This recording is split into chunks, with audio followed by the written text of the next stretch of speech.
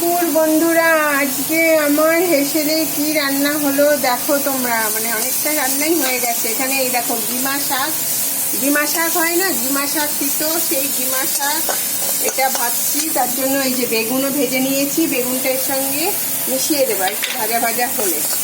এটা করছি। এটা অনেকে বেসন দিয়ে বড়া করেও খায়, এটা শরীরের জন্য, সুগারের জন্য খুব ভালো। আর রান্না করেছি এই যে মাছ রান্না করেছি, বেড়ে রেখে দিয়েছি। একটু আর মাছ ছিল করেছি, এই ডাটা হয়েছে এটা করেছি। আর এখানে এই পাতা বাটা আছে, একটু শাক আছে, আর এই ভাতও হয়ে গেছে। এই যে ভাত হয়ে গেছে। এই হচ্ছে আজকে আমার রান্না। এই শাকটা দেখো মোটামুটি হয়ে গেছে। এবার এটার সঙ্গে একটু বেগুনটা মিশিয়ে দিলাম।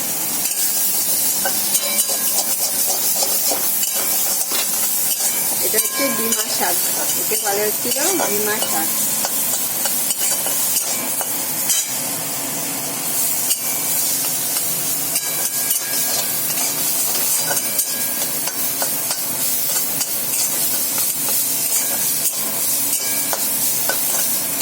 ঠিক আছে বন্ধুরা, সবার তাহলে সারাদিন খুব ভালো কাটুক, এনজয় করো লাঞ্চ।